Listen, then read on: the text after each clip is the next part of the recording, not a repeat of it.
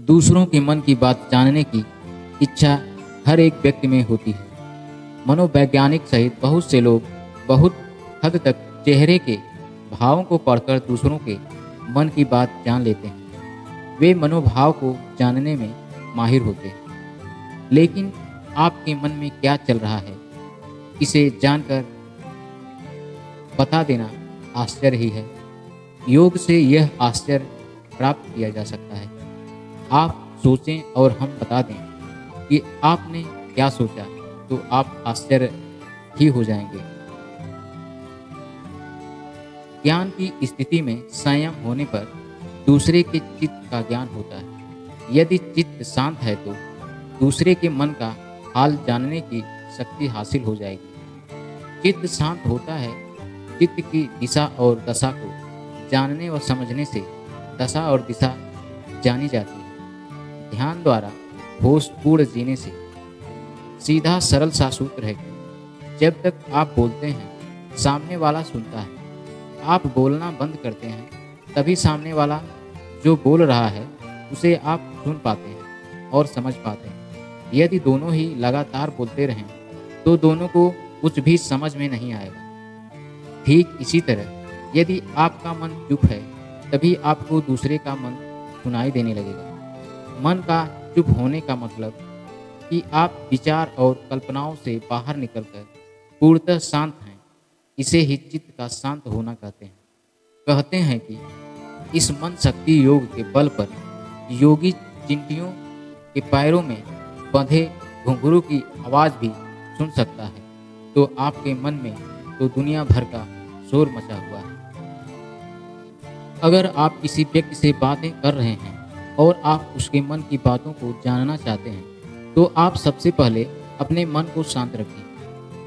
तुम्हारा सारा ध्यान उस व्यक्ति के हाव भाव और बातों पर होना चाहिए।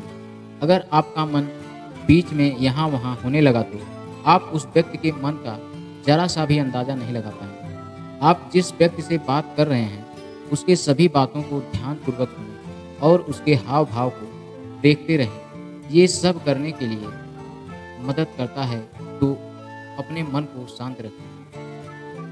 अगर आप यही जानना चाहते हैं कि सामने वाले की मनोस्थिति कैसी है और वो क्या सोच रहा है, उसके अंदर अभी क्या प्रक्रिया चल रही है, इसके लिए उसके हाव भाव को और शारीरिक गतिविधि को ध्यान से देखें।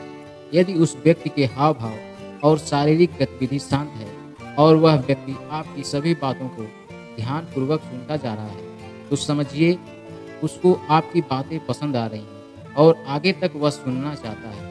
और इससे पता चलता है कि वह व्यक्ति सकारात्मक प्रतिक्रिया देने वाला है।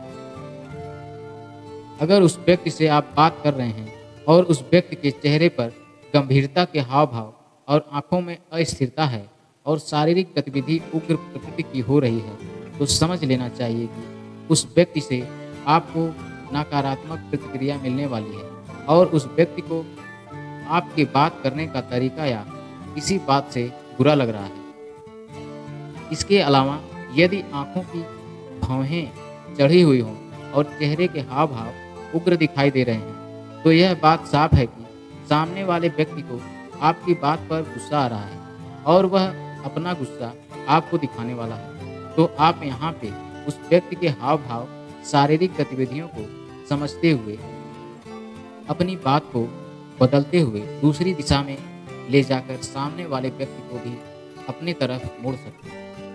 इस तरह से आप अपने बात को बदल सकते हैं और सामने वाले व्यक्ति को अपनी तरफ ला सकते हैं और व्यक्ति के मन की बात को आप जान सकते हैं। और इसी तरह आप अपने व्यवहार में परिवर्तन लाकर किसी भी इंसान को सकारात्मक दिशा प्रदान कर सकते हैं।